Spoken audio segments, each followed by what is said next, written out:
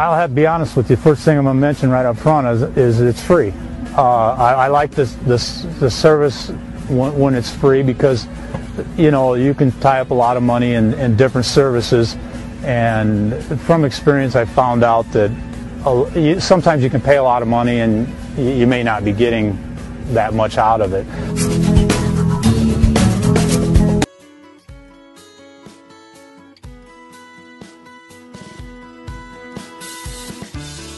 Good afternoon, welcome to GrainTV. It's January 15th, 2014. I'm Logan Burgess. To my right here is Brock Shimano to help break down a very mixed trade for the grains on a Wednesday. Let's jump into the quotes and see where things settled out in Chicago.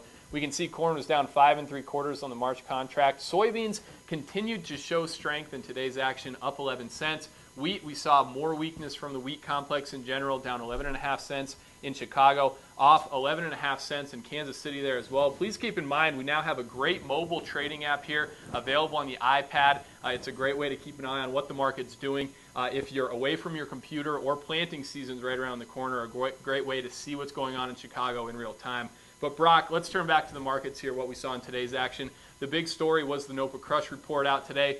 Certainly gave the bulls something to talk about. You know, it continued to push the soybean market higher. The fifth day in a row, we've seen pretty substantial gains for that soybean market. Let's take a look at the numbers that NOPA did report here this morning. You can see the last column here is what was reported for the December crush totals. Coming in at over 165 million bushels were crushed at crushing facilities across the United States.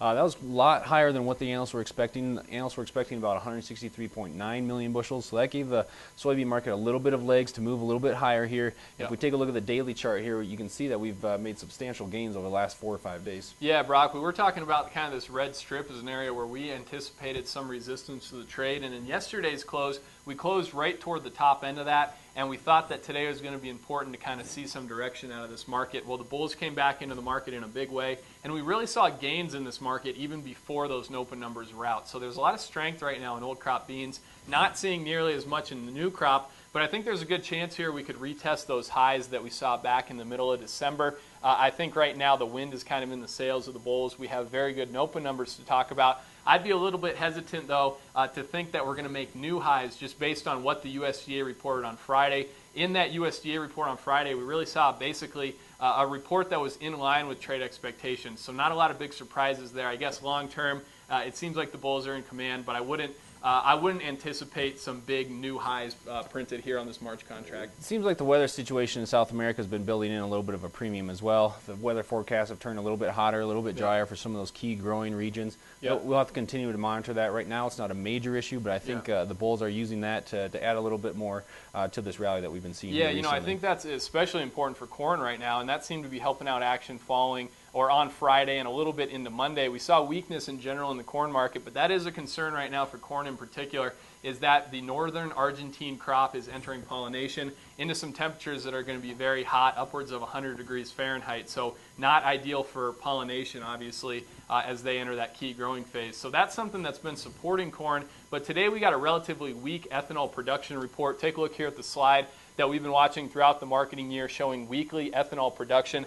This week we saw production back down 51,000 barrels per day, and that was the lightest crush figure that we've seen since October. So as you can see from the black line here, which details last year's crush numbers, seasonally we expect to see a little bit of a back off at this time, but I think that the magnitude of this back off in weekly production came as a little bit of surprise to some of the traders out there that are kind of banking on continuing strong ethanol production to support this corn market here as we move away from a generally supportive USDA report on Friday. You know, last week we did get export sales that were very weak for both for corn in particular, and this week we're anticipating pretty weak sales there as well. For this year and for next year combined, we're looking at 300,000 to 550,000 metric tons. For wheat, just 350 to 600,000 metric tons, and soybeans looking for another strong showing in the export market last week, 750,000 to over 1 million metric tons anticipated in tomorrow's report.